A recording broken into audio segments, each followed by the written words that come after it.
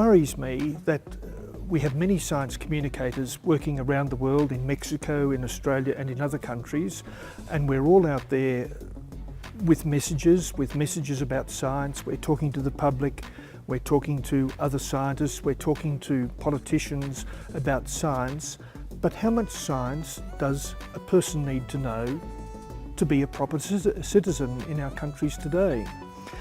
And I remember asking a very important scientist in Australia 20 years ago, if there was one thing you wanted Australians to know about science, what would it be? What would be that one thing? And he came back instantly and he said, the periodic table. Now, I learnt the periodic table when I was at school 40 years ago, 50 years ago.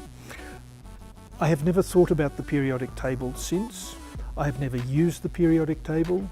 I do not care about the periodic table. I'm sure it's important to scientists, but to me as a citizen, it's not important. And then there was the example of C.P. Snow, who wrote that famous book in 1959, the famous lecture about the division between science and people from the humanities and social sciences, the two cultures, he talked. And he said that he felt that everyone from the humanities should know the second law of thermodynamics. It was essential if you're a properly educated citizen. Now, if you read the second law of thermodynamics, it is very complicated and I do not feel I need to know it. I've reached my age without ever having to refer to it.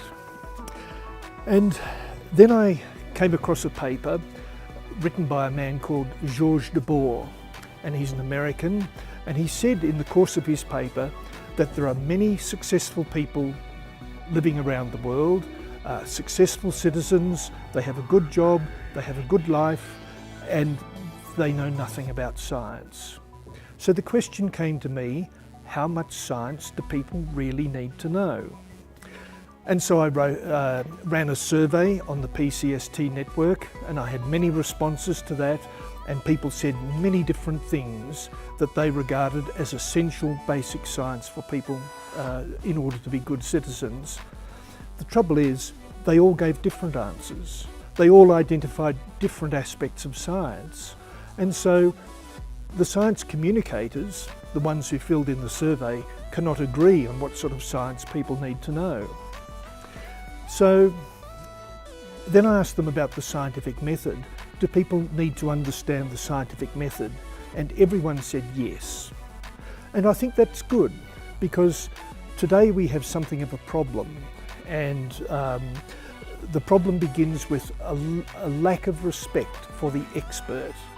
And today, compared with a generation ago, the expert is not regarded as being authoritative, and people do not accept the word of the expert. And we have words coming up like, in the latest American administration, people talk about facts.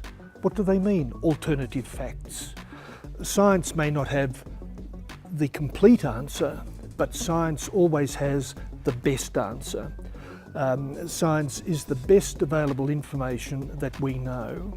So I think it's very important for people to understand science and to understand the way science works and to respect science. And so that means appreciating the scientific method.